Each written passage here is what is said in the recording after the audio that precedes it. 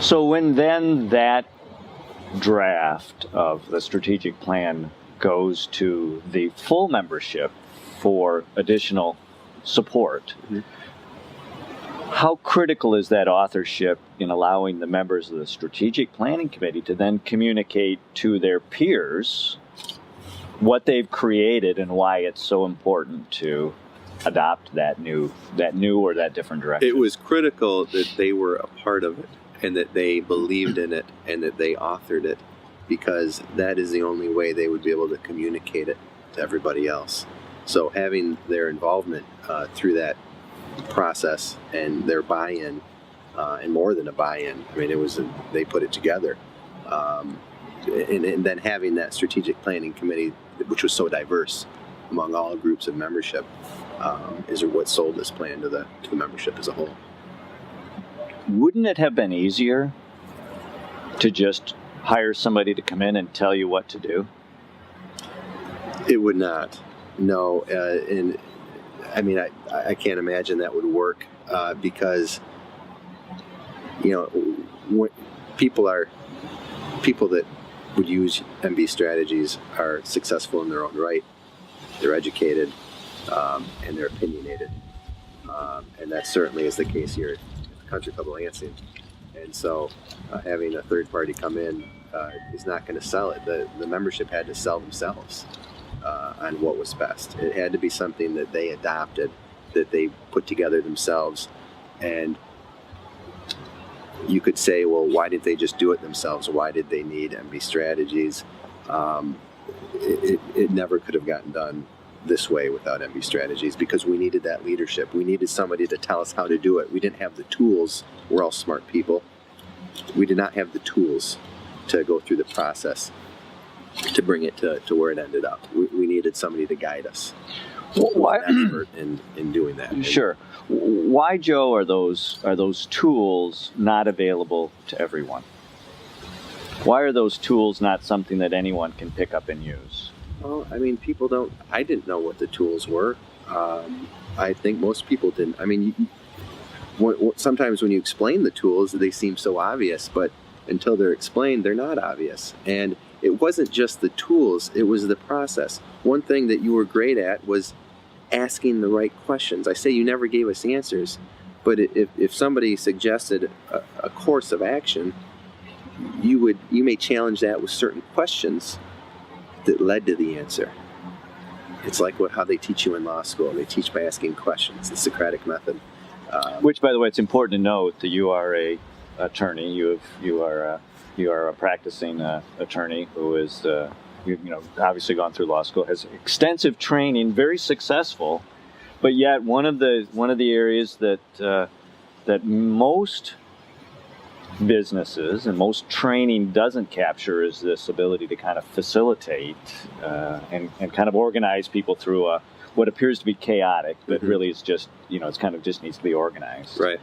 And how often do you see that, Joe, even in many businesses that you have exposure to? Mm-hmm. Well, I mean, you see it all the time. It's like when I wanted to meet with you initially, it was because, as you know, I work with Access Bidco. I'm the president there. We do business loans. We're a financial institution that does primarily business loans. And so we work with a lot of different businesses and companies that usually are challenged. The reason they come to us is because they can't find bank financing, or the banks won't lend to them. So you become a source of capital for those opportunities. So capital, or or a loan, or just any kind of money that they need. And in working with companies, you see quickly that if everybody could have this third-party independent counsel to take them through the process, if everybody could afford to do it, it would be, it's tremendous. Everybody needs it. There's no way that anybody is going to utilize your services and be worse off. Say that again, because I think that's an important point. There is no way, it is not possible that somebody would hire your company and be worse off for it. And that's because why? Because you're going to help them to find themselves, to discover themselves, who they really are, You're going to take them through the process of defining who they are, where they're going, and you're going to help them, lead them to a I mean, it's hard to answer that question because the why is by the way, different for everybody. I think you're doing a great job of answering it. It's different for everybody. You know, there are no two companies that are the same. So you can't say, well, how will you help one more than? I mean, sure, you'll help one more than another possibly, but everybody's going to get help. You know, it's like if the rich person, you give him more money, he's still going to take it. He's still better off for it. He may not need it.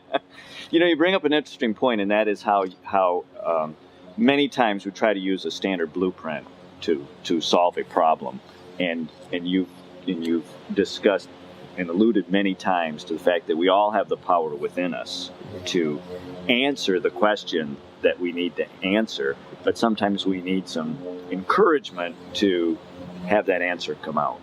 And so when it comes to leading a group of people to help them find that answer, which they have within themselves, so you're encouraging them to just find that answer. When you look at leadership principles and you try to look at how good leaders, instead of controlling the outcome, actually encourage the outcome, then how do you see the value of leadership training in helping companies and individuals learn the art of encouraging where they are going rather than telling and controlling where people need to go? There's no question about that. Finding leadership is difficult. Most people follow the pack. It's like when you drive your car, there's an open lane on the left and there's 50 cars in the right, and everybody just gets in that right. They don't know if there's a barrel up there, it's over the hill, but everybody just follows. Most people are not leaders, but I do think that leaders can be trained. I don't think it's something you just have to be born with. There's a lot of principles in leadership that you can train, and that's why, you know, people that can learn how to lead is critical for any organization. You have to have leadership.